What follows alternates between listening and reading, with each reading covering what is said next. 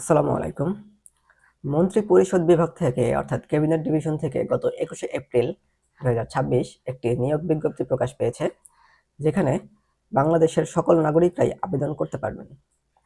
এই আবেদনটিতে 11টি ক্যাটাগরিতে মোট 75টি পদ রয়েছে। যেহেতু ক্যাটাগরি অনেকগুলো, আমি একটু শর্টকাটে বলার চেষ্টা করব। কারো কোনো কনফিউশন থাকলে কমেন্টে অবশ্যই জানাবেন। প্রথমে ষাট মুদ্রাক্ষরিক কাম কম্পিউটার অপারেটর গ্রেড 13-র 5টি পদ রয়েছে। যোগ্যতা: যে কোনো স্বীকৃত বিশ্ববিদ্যালয় হতে স্নাতক বা সমমানের ডিগ্রি লাগবে। কম্পিউটারে প্রশিক্ষণ থাকা লাগবে। ষাটলিপিতে সর্বনিম্ন গতি ইংরেজিতে 70, বাংলায় 45 শব্দ হতে হবে এবং কম্পিউটার টাইপিং স্পিড প্রতি মিনিটে ইংরেজিতে 30 ও বাংলায় 25 শব্দ হতে হবে। এছাড়াও কম্পিউটারে ওয়ার্ড প্রসেসিং সহ ইমেইল ও ফ্যাক্স ইত্যাদি চালানোর দক্ষতা ও অভিজ্ঞতা লাগবে। এরপর কম্পিউটার অপারেটর গ্রেড 13-র 5টি পদ। কোনো স্বীকৃত বিশ্ববিদ্যালয় হতে বিজ্ঞান বিভাগে স্নাতক বা সমমানের ডিগ্রি লাগবে। কম্পিউটার টাইপিং স্পিড প্রতি মিনিটে বাংলায় 25 ও ইংরেজিতে 30 শব্দের গতি থাকতে হবে এবং এটার যে পরীক্ষাটা নেওয়া হবে সেই পরীক্ষায় পাশ করতে হবে। ক্যাটালগার গ্রেড 13-র একটি পদ রয়েছে। যে কোনো স্বীকৃত বিশ্ববিদ্যালয় হতে যে কোনো বিষয়ে স্নাতক ডিগ্রি লাগবে। রেজাল্ট কমপক্ষে সেকেন্ড ক্লাস বা এর সমমানের সিজিপিএ থাকতে হবে এবং মাইক্রোসফট অফিসে অভিজ্ঞতা সহ কম্পিউটার বিষয়ে প্রশিক্ষণ লাগবে। এরপর ক্যাশিয়ার গ্রেড 14-র একটি পদ রয়েছে। যে কোনো স্বীকৃত বিশ্ববিদ্যালয় হতে বাণিজ্য বিভাগে স্নাতক ডিগ্রি লাগবে এবং ওয়ার্ড প্রসেসিং সহ কম্পিউটার চালানোর দক্ষতা লাগবে। অফিস সহকারী কাম কম্পিউটার মুদ্রাক্ষরিক গ্রেড 16-র 20টি পদ রয়েছে, এখানে একটু বেশি। কোনো স্বীকৃত বোর্ড হতে উচ্চ মাধ্যমিক অর্থাৎ এইচএসসি, ইন্টার বা সমমান পরীক্ষায় পাশ করতে হবে। কম্পিউটারের প্রশিক্ষণ থাকা লাগবে। কম্পিউটার টাইপিং স্পিড প্রতি মিনিটে বাংলায় 20, ইংরেজিতে 20 শব্দ হতে হবে। এছাড়াও কম্পিউটারে ওয়ার্ড প্রসেসিং, ইমেইল, ফ্যাক্স এগুলো জানা থাকতে হবে। Data entry control operator grade 16-র 2টি পদ আছে। যে কোনো স্বীকৃত বোর্ড হতে উচ্চ মাধ্যমিক অর্থাৎ ইন্টার, এইচএসসি বা সমমান পরীক্ষায় পাশ করতে হবে এবং কম্পিউটার টাইপিং স্পিড প্রতি মিনিটে বাংলায় 20 ও ইংরেজিতে 20 শব্দের হতে হবে এবং এটার যে পরীক্ষা নেবে সেই পরীক্ষায় পাশ করতে হবে। অফিস সহায়ক গ্রেড 20-এর 24টি পদ রয়েছে। যে কোনো স্বীকৃত বোর্ড হতে মাধ্যমিক অর্থাৎ এসএসসি বা সমমান পরীক্ষা, এসএসসি মেট্রিক বা সমমান পরীক্ষায় পাশ করতে হবে। এতক্ষণ যে পদগুলো বলা হলো এগুলো সম্পূর্ণ মন্ত্রী পরিষদ বিভাগের ভিতরে এই পদগুলো নিয়োগ দেওয়া হবে। এছাড়াও এই মন্ত্রী পরিষদের আন্ডারে যে আরেকটি অফিস আছে, তোষখানা ইউনিট, তো অর্থাৎ তোষখানা জাদুঘর, সেখানে আরো কিছু পদ খালি আছে, সেগুলোর নাম এবং যোগ্যতা বলা হবে এখন। প্রথমেই মডেলার গ্রেড 16-র একটি পদ।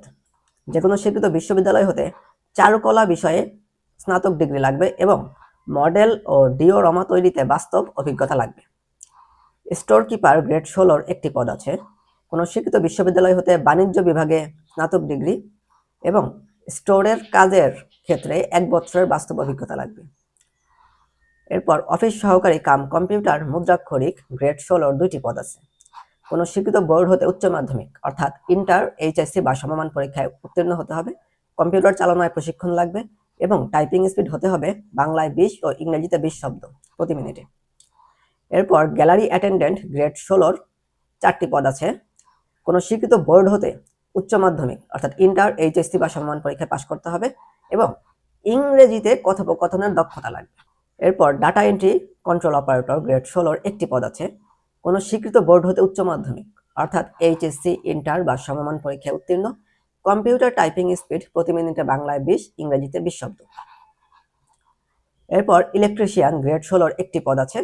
কোনো স্বীকৃত বোর্ড হতে মাধ্যমিক অর্থাৎ এসএসসি, মেট্রিক বা সমমান পরীক্ষায় পাশ করতে হবে। কোনো স্বীকৃত ইনস্টিটিউট হতে ইলেকট্রিক্যাল ট্রেড কোর্স সার্টিফিকেট থাকা লাগবে এবং ইলেকট্রিক লাইসেন্সিং বোর্ড হতে লাইসেন্স পাওয়া থাকতে হবে। রিসেপশনিস্ট একটি পদ আছে গ্রেড 16-র। কোনো স্বীকৃত বোর্ড হতে উচ্চ মাধ্যমিক অর্থাৎ এইচএসসি, ইন্টার বা সমমান পরীক্ষায় পাশ করতে হবে এবং ইংরেজিতে কথোপকথনের দক্ষতা লাগবে। প্রকাশনা সহকারী গ্রেড 16-র একটি পদ।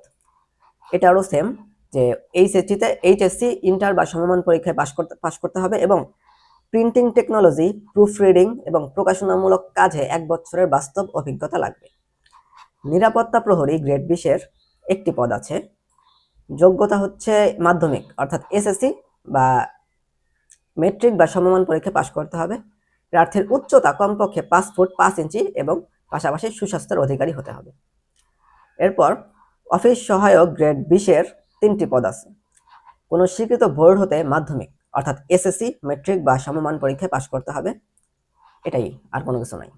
এরপর পরিচ্ছন্নতা কর্মী গ্রেড 20 এর একটি পদ আছে। কমপক্ষে জুনিয়র স্কুল সার্টিফিকেট বা সমমান অর্থাৎ জেএসসি বা অষ্টম শ্রেণী পাস বা এর সমমান পরীক্ষায় পাশ করতে হবে এবং পরিষ্কার পরিচ্ছন্নতার কাজ ও যান্ত্রিক ধৌত কাজে অভিজ্ঞতা সম্পন্ন প্রার্থীকে অগ্রাধিকার প্রদান করা হবে। বয়স হতে হবে 1 এপ্রিল 2026, 18 থেকে 32 বছর। আবেদন করতে হলে টেলিটকের ওয়েবসাইট cabinet.teletalk.com.bd এই ওয়েবসাইটে গিয়ে আবেদনপত্রটি পূরণ করতে হবে। আবেদনপত্র পূরণের সময়সীমা 29 এপ্রিল সকাল 10টা হতে 28 মে বিকাল 5টা পর্যন্ত। এই সময়ের মধ্যে আবেদন করে ইউজার আইডি পাওয়া ব্যক্তিরা পরবর্তী 72 ঘন্টার মধ্যে টাকা জমাদান করতে পারবেন। আপনি যদি নিজে আবেদনপত্র পূরণ না করতে পারেন, সেক্ষেত্রে আমাদেরকে মেসেজ দিয়ে আমাদের মাধ্যমে আবেদনপত্রটি পূরণ করে জমা দিতে পারবেন। তো 72 ঘন্টার মধ্যে টাকা জমাদান করতে হবে। এই টাকার পরিমাণ হচ্ছে যে মন্ত্রী পরিষদ বিভাগের 1 থেকে 6 পর্যন্ত এবং তোষখানা জাদুঘরের 1 থেকে 8 নং পদের জন্য আবেদন ফি হবে 112 টাকা। এরপর মন্ত্রী পরিষদের 7 নং এবং তোষখানা জাদুঘরের 9, 10, 11 নং ক্রমিকের পদের জন্য আবেদন ফি হবে 56 টাকা। এই আবেদন ফি দেওয়ার জন্য এই আবেদন ফি এর সাথে আরো অতিরিক্ত 6 টাকা যোগ করে টেলিটকের প্রিপেইড নম্বরে রিচার্জ করতে হবে। প্রথম এসএমএসটি লিখতে হবে ক্যাবিনেট স্পেস আবেদনকারীর অ্যাপ্লিকেন্ট কপি থেকে পাওয়া ইউজার আইডি এবং পাঠাতে হবে 16222 নাম্বারে। এরপর দ্বিতীয় এসএমএসটি লিখতে হবে ক্যাবিনেট স্পেস দিয়ে ইয়েস, তারপর স্পেস দিয়ে সেই প্রথম এসএমএস এর রিপ্লাই থেকে পাওয়া পিন নম্বর এবং পাঠাতে হবে 16222 নাম্বারে। এর রিপ্লাইয়ে একটি ইউজার আইডি এবং পাসওয়ার্ড দেওয়া হবে, যেগুলো ব্যবহার করে পরবর্তীতে প্রবেশপত্র ডাউনলোড করতে হবে। তাই এসএমএসটাকে সাবধানে সেভ বা ফরওয়ার্ড করে রাখতে হবে। প্রবেশপত্র ডাউনলোডের সময়সীমা এবং পরীক্ষা সংক্রান্ত অন্যান্য তথ্য পরীক্ষার্থীর মোবাইল নম্বরে এসএমএস এর মাধ্যমে জানিয়ে দেওয়া হবে। এই ছিল আজকের আবেদনপত্র সম্পর্কে বিস্তারিত তথ্য। আপনি যদি আবেদন করতে ইচ্ছুক হয়ে থাকেন কিন্তু আবেদনপত্র পূরণ করতে না পারেন, সেক্ষেত্রে আমাদেরকে মেসেজ দিয়ে আমাদের মাধ্যমে আবেদনপত্রটি পূরণ করে জমা দিতে পারবেন। যারা পরীক্ষা দিবেন তাদের জন্য রইল শুভকামনা। ধন্যবাদ সবাইকে। আসসালামু আলাইকুম।